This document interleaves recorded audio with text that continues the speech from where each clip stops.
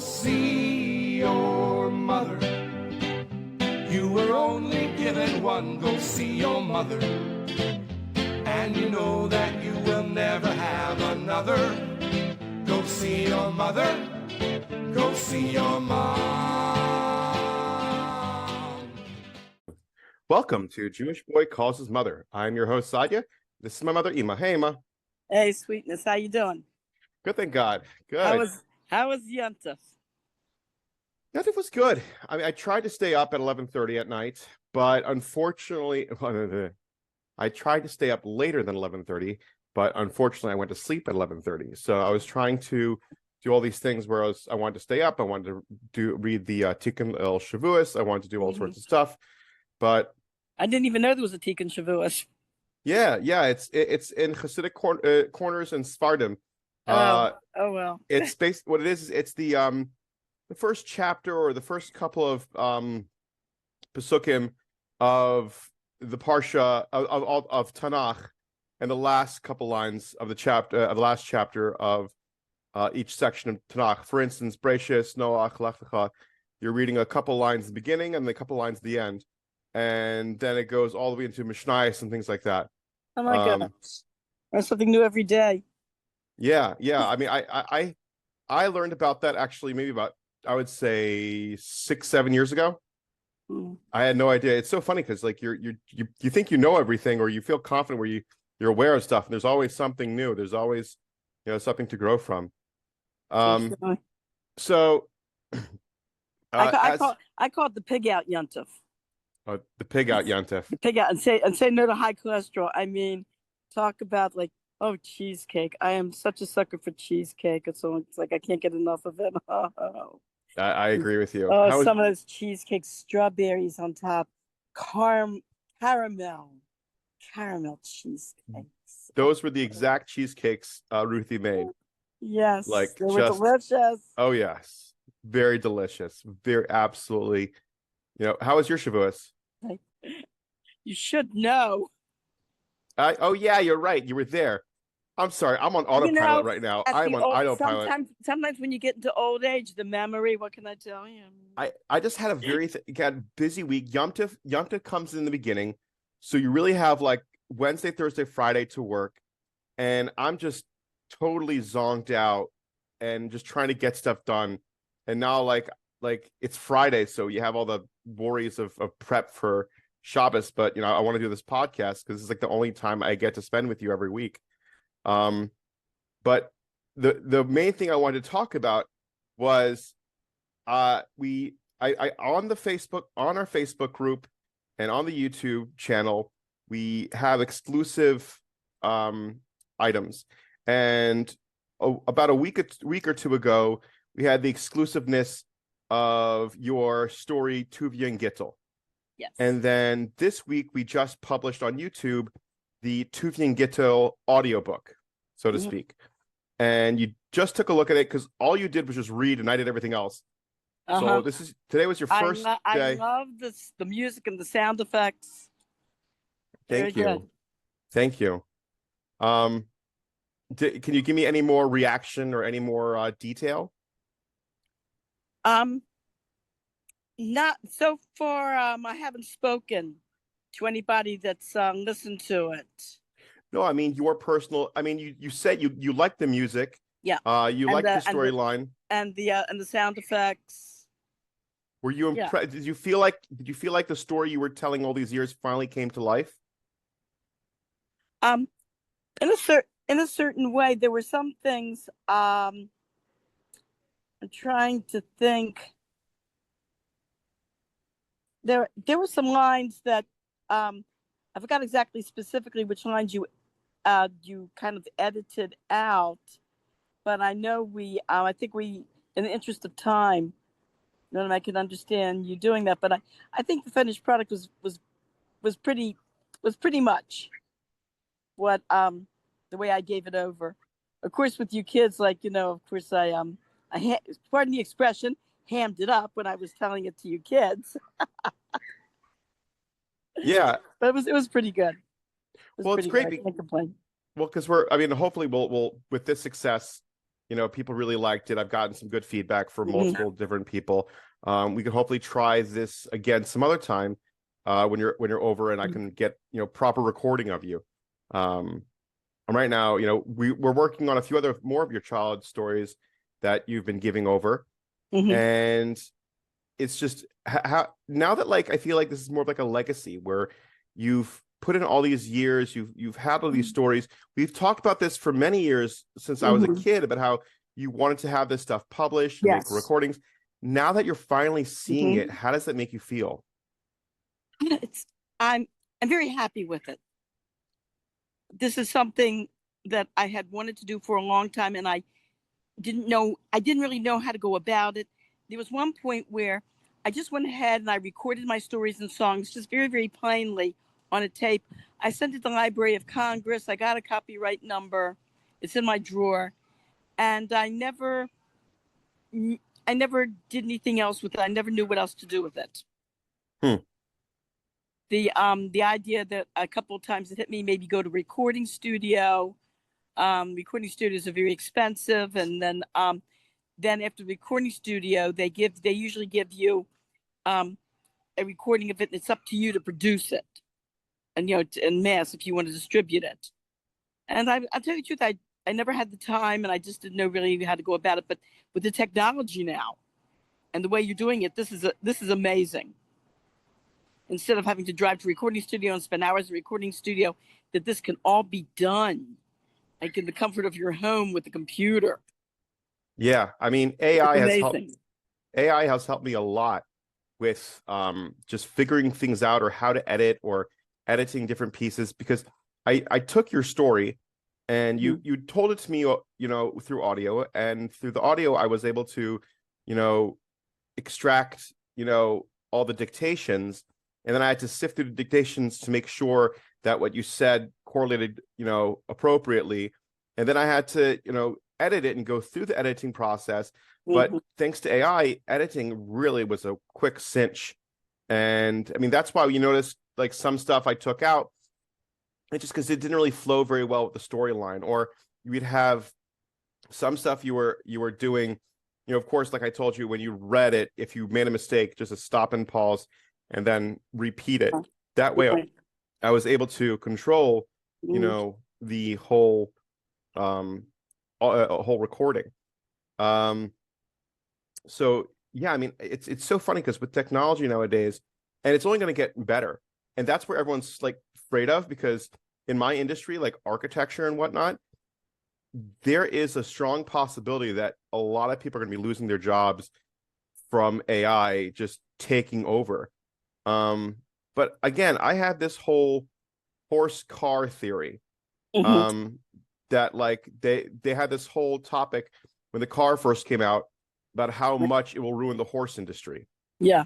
But but look at the car industry now. Look how many jobs that's created, and look how much better our lives are. And I think that's why with AI there might be some birthing pains, but I don't think it's going to be such a negativity.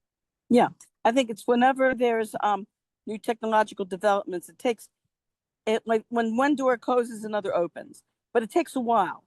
And during that interim, it's during that interim there, it is a struggle while you're, all transit. Rebbe, in fact, said this, that all beginnings are hard, all transitions are hard, but once you make that transition, like you said, the quality of life got much better.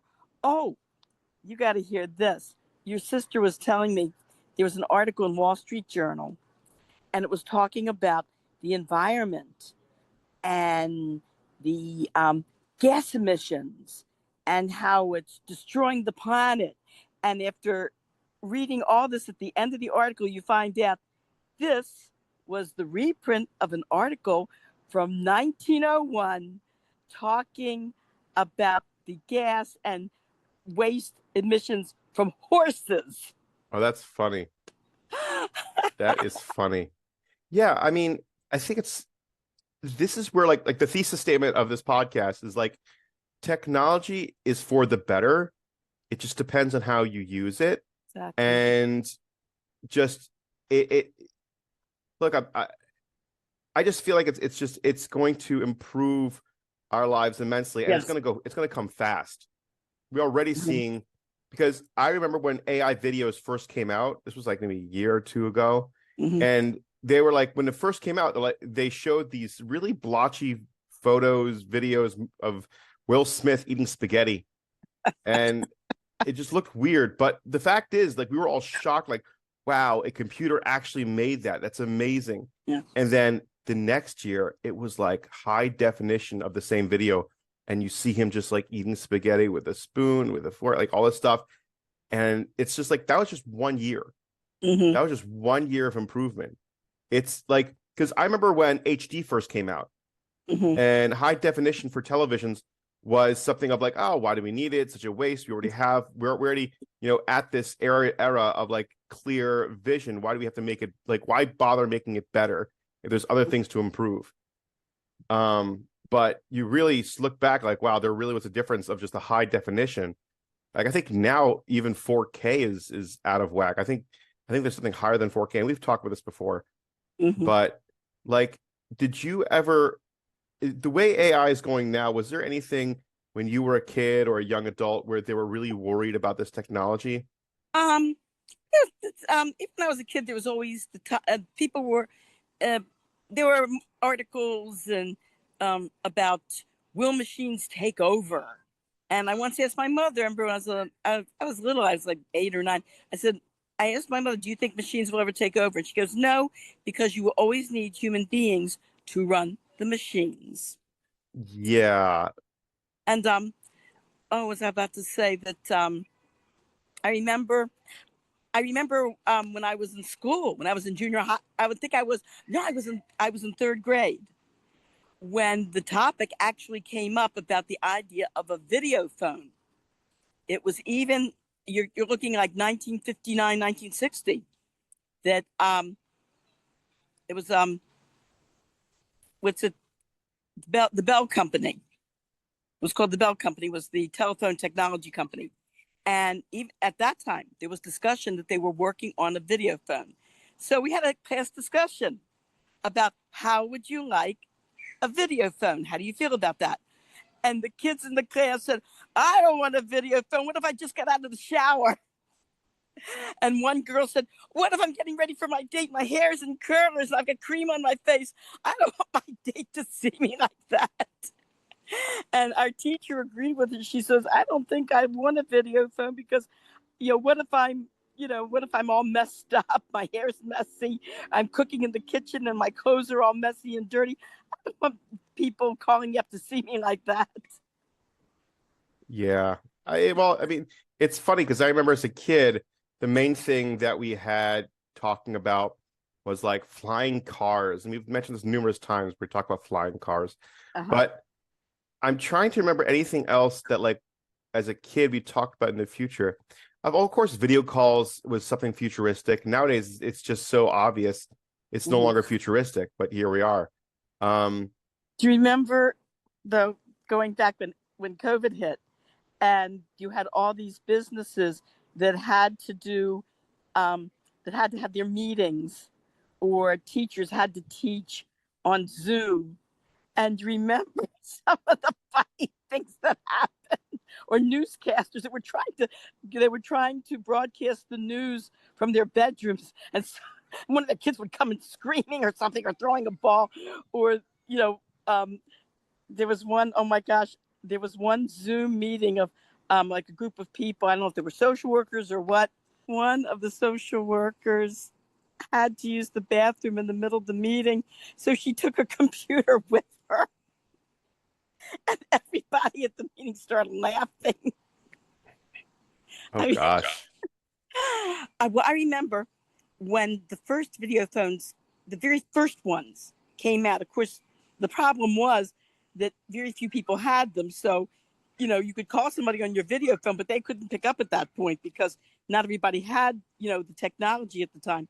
So I remember going into the telephone store, and the sales lady was a black lady, and she says, how would you like to see yourself on a video phone? Well, I'm not black, but of course I'm pretty olive, like pretty dark You're for passable white. for a Caucasian, right? So she shows how I look on my video. She gave me a phone like this. Of course, nobody had iPhones yet. Everybody still had the most we had was the portable landline that everybody had in their houses. And so she shows me how I would look on the video phone. I looked so ugly. You saw these big brown blotches under my eyes and these shadows around my face. And it occurred to me that I noticed in magazine advertisements, when they were advertising the new video phone, the caller on the video phone was always a blonde hair, blue-eyed white lady, like a very attractive blonde hair, blue-eyed white lady. And so I looked at myself and I said to the sales lady, "Oh my God," I said, "I look horrible." So she says to me, "You look horrible. I look like a black blob." Oh wow. That's the thing with also technology at first. It's always a little rusty. And I remember speaking to Tati about this when I was younger, when like either Blu-ray came out. That's what it was. It was Blu-ray just came out. I'm like, "Oh, Tati, do you want to get a Blu-ray? Yada yada." And he's like, "I always give it a couple of years before I buy any new technology, because by then they worked out the kinks." Well, me and Aunt Dan were reminiscing about the first color television sets, how you actually you had the adjustments there. You could either have your black and white TV, or you turned these dials and you could adjust the color to make it a color TV. And kids would have fun because you could take the dials and you could make people's faces green and purple. You could do all sorts of things with the coloring. So just for fun, we would do that, have, turn the people's faces green and purple and all sorts of, funny things like that. I have a question. Was there any technology that you remember specifically or have memories of that was like the newest, greatest thing, but then became obsolete real quick? Oh gosh. The greatest thing became obsolete real quick. I'm thinking. Not real quick, but well, look for yourself. Okay, like for years we had by the way, the old turnstile record players, the little record players that we had, the small record players that we had with the turntables. And my grandmother called it a Victrola because the first record players were put up by a company called Victrola. So they were called Victrolas. And those were the old ones, the original ones, I think from the 20s. I think it was like from the 1920s or 30s. It had a crank and you actually cranked it. And the record only played for maybe 10, 15 minutes. Oh, wow. And you had to crank it again. Yeah. But I'm trying, well, that, so that went out real fast. Oh, I remember then we had the cassette players. Of course, we had the old tape recorders, were these big bulky things with the big rounds of tape, of magnetic tape, and you had to thread it yourself. You had to take magnetic tape from one big wheel and actually stick it into a slot in the other wheel and turn it a little bit so that it would stay, and then you could turn on the tape recorder so that it would work. Then they came out with the cassette tapes, which eliminated that need, that necessity. And so you had your cassette, you put the cassette in. Then after the cassette, that's when the iPhones came around and you could just record everything on your smartphone. So that eliminated the need for any cassette or any tape recorder whatsoever. Oh, there was the Walkman, which was a small cassette recorder that you could carry around, battery powered, and listen. Then there was the what was it before that? I was just thinking about it. Oh, the transistor radio. You had the transistor radio that you could carry around. It was small and it was battery powered. Actually, my father, and I remember my father having a battery powered radio, a portable radio that you could carry around, and you could plug it in, or you could put batteries in it. But it was big. It was bulky. And then they came out with the Walkman, which was smaller. And now everybody does everything on their phone. As a matter of fact, I took apart my computer. I had your sister did it for me because I'm not technologically advanced. She just took apart the computer and it's sitting in my closet because I don't even use it. I haven't used it in about 2 or 3 years. I haven't used it. I do everything on the phone now. It's funny because I remember looking at this advertisement, and then it was this guy working at an office, and you see his desk, and it was an advertisement, I think, for like Circuit City, and it showed, a computer. It showed those things for address books. It showed a calculator. It showed all these sorts of technologies like covering the entire desk. And then someone like created another image of just the laptop. And it's like all of that, like in 1985 or whatever, can all be functioning on just this one laptop in like 2024. It's amazing with what, things are capable of being. I'm really hoping that I think with AI, it's going to free up a lot of extra bullshit that we don't need to do. And I think, or it's just the thing is also is like, I remember as a kid, you teaching me how to write an essay. And I think, yeah, and I think nowadays, I don't know how that's going to be with no one's going to learn how to write an essay. I know. Already, I've heard rumors that a lot of the spelling and writing skills that we were taught as kids and that you were taught, I hear from a lot of people that a lot of schools are like just phasing them out. It's because it's almost, it's similar to the idea of like people complaining that the typewriter is getting rid of the chalkboard. Because back before the typewriter came out, everyone wrote on a chalkboard. And so it's just like, it just becomes unnecessary. And it's like the calculator. When the calculator first came out, when you were a teenager, I'm assuming, right? When the calculator came out, if we were caught in school, especially during a math test, the calculator, automatic fail, an F, automatic F. They wanted us to use our brains. They said, no calculator, you're going to use your brains. But the thing is, with that being said, what a calculator does is it frees up and saves time. Like, yeah, you can calculate 8 + 8 is 16, 32, 64, 128, 256, 512, 1040. Like, you could do all that. But if you're having larger calculations, yeah, you could probably, one goes here, add the two. We had to add, multiply, divide into the trillions. We had to do it. Yes, we had to use our brains to do it too.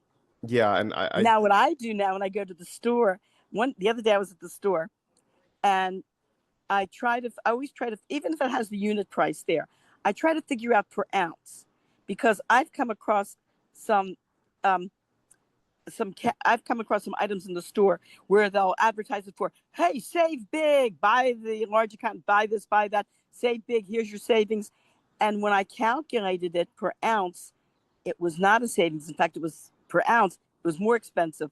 So the other day, I was doing the same thing in the store, and sometimes I take out a piece of paper and a pencil and I figure it out, or sometimes I try to figure it out in my head. And all of a sudden it dawned on me, Siri, how much is this amount of money divided by this many ounces? Bingo, got the answer. It just occurred to me. I go, what am I doing this for? And that's the point of this technology now is that you really, yes, you could do it, but it's going to take you a whole lot longer. Like circling back to what we talked about in the beginning with these stories you're telling me and me editing it and creating pictures and things like that. Like, yes, if I did it by myself without AI, it could be done, but it would take me a couple of months for what took me about a week and a half. Yeah. Especially the details in those pictures that you found. Yes. Yeah. Well, no, all that detail, that would take you a while. Something something like that. Yes. Yeah, and it's just saving time. And I'm realizing more and more that advertisers are using AI, but the Mhm. problem is the AI isn't, again, it's not perfected yet. So they'll be having this picture of these two guys facing off, and it's the title is supposed to say they are starting the fight. But what AI does is they put two T's instead of an S and a T. So it says they're starting the fight. And they just published it. They just published it and for millions of people to see. And that's the thing. People are getting lazier. It's not an automatic as much as you think it is. It's kind of like that old story we talked about a while ago about your friend who had the not auto drive, but they had the cruise control and thought it was auto drive. It So, wasn't a friend of mine. It was an actual news item oh, okay. about this man. I think he was from India or something. He was driving some sort of company truck or van. He was working for a company. He was making a delivery, and he thought it was the cruise control was something brand new in the mid 1980s. So he thought cruise control was like autopilot and was one of these big walk-in vans. So he put the van on cruise control and decided to go to the back of the van to get himself a cup of tea. Yeah, we And the van ran off the road. Yeah, we barely have that technology now. But that's the point I'm trying to make is that people when they first have this new technology assume more than what it actually does and don't properly vet it. And you need to properly vet these things that, that are supposed to do a lot for you. Like when ChatGPT came out, like there was tons of people complaining because other code professionals were having ChatGPT do code for them and just pasting it, and the code was just busted because the ChatGPT was new and they didn't figure out the kinks yet and they weren't working things out. So like for simple code, yes, they could do A, B, and C. For complex code, they couldn't do it. Now, with technology nowadays, which surprisingly has only been like a year and a half, like Microsoft laid off 450,000 people this year. With because they don't need coders now. They don't need that many coders. You still need the higher ups, but the middle people are just being chucked away and just pulled away. There was a Russian economist who unfortunately was sent to Siberia for his economic theories during the time of Stalin. And when the Great Depression hit, you had the communists, especially the Russian communists, celebrating it as, this is the revolution of the workers that Karl Marx was predicting, like almost 100 years ago, whatever, like 75 years ago. And they thought this was it. And this Russian economist, and I forgot his name, you could probably look it up. He said, no. He says, if you look at the history of the world from the beginning of the Industrial Revolution, which was about 1750, he says about every 50 years, there's a slight depression because since the Industrial Revolution, every 50 years, there's been enough development of new technology that you needed a few years to catch up. And during those few years, like we were discussing before, the transition catching up, you had like maybe 2 or 3, maybe 5 years of an economic depression.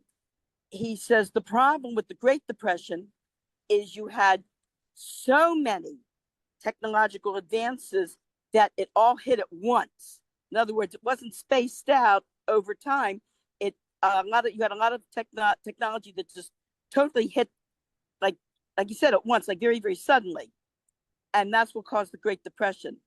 And because he published this, Stalin had him arrested and sent to Siberia, where unfortunately the poor man died.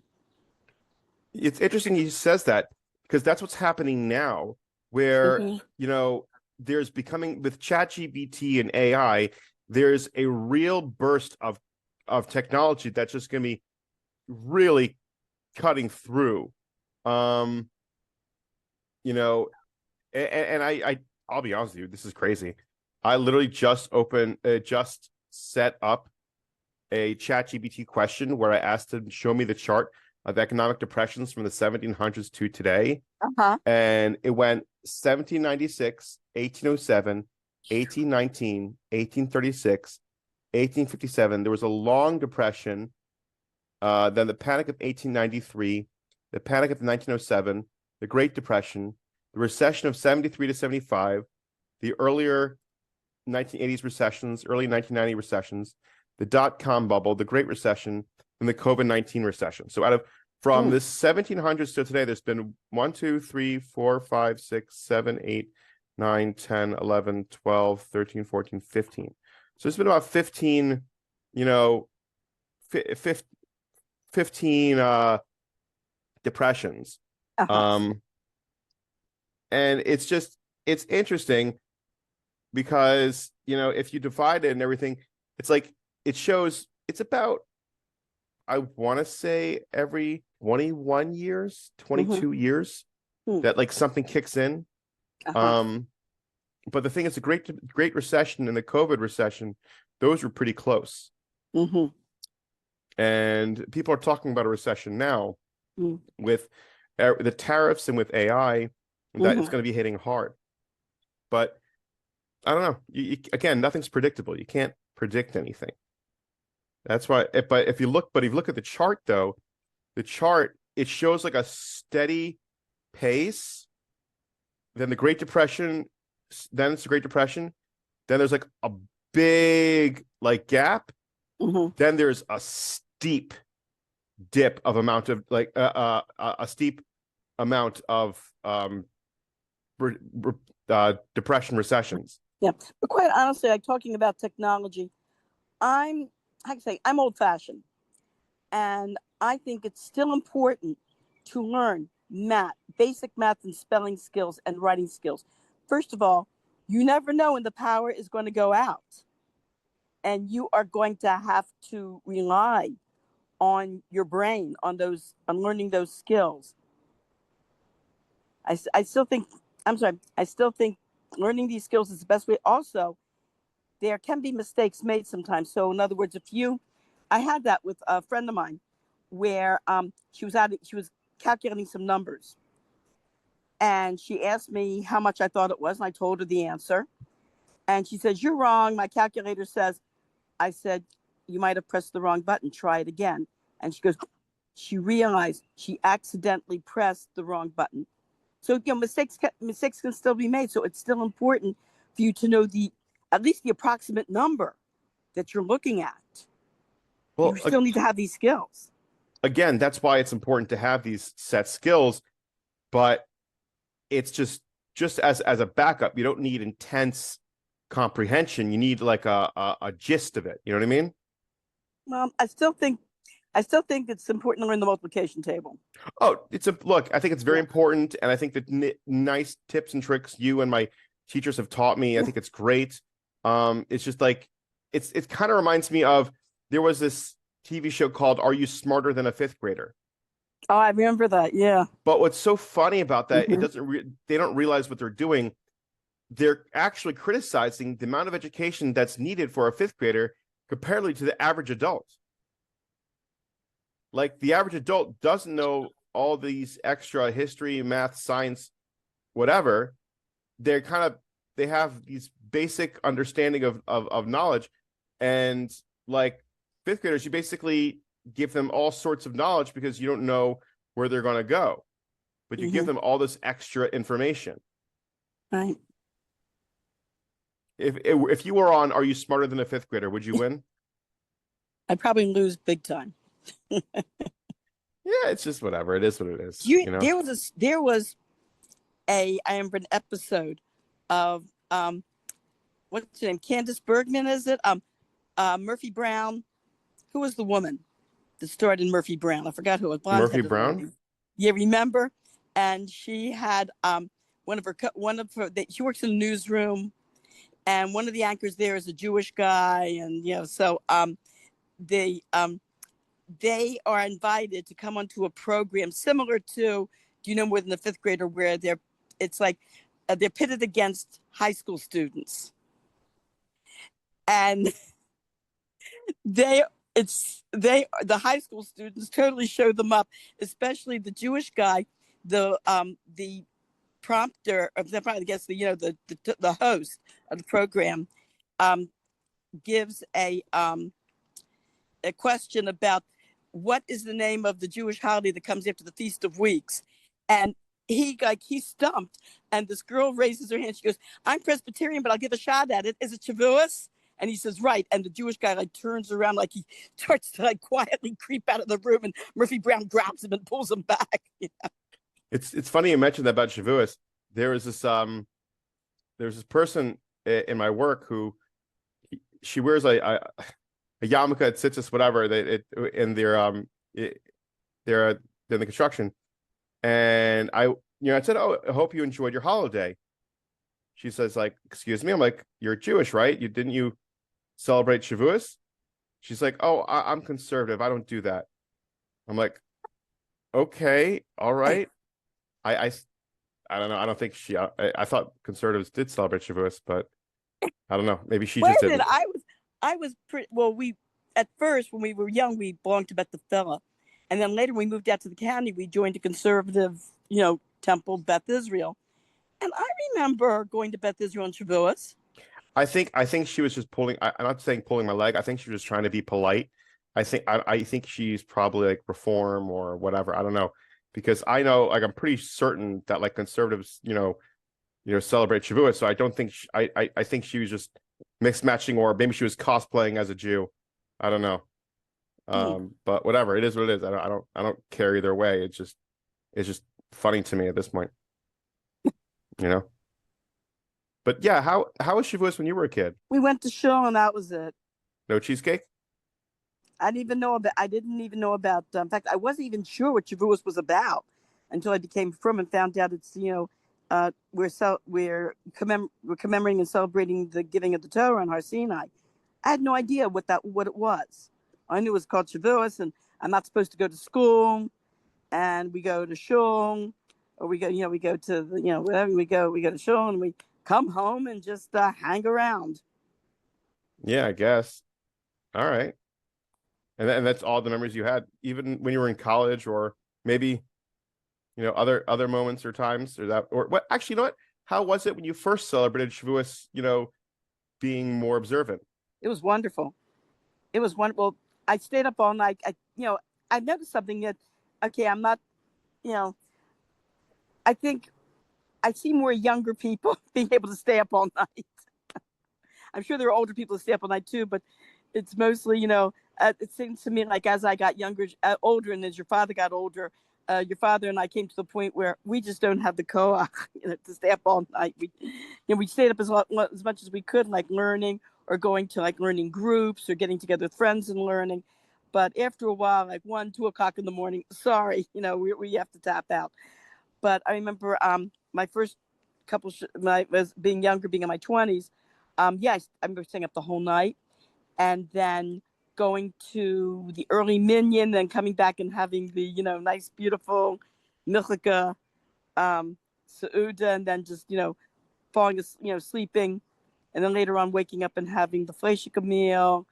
And I remember the most wonderful one I had when I was in Crown Heights was we had all night speakers at Machon Chana.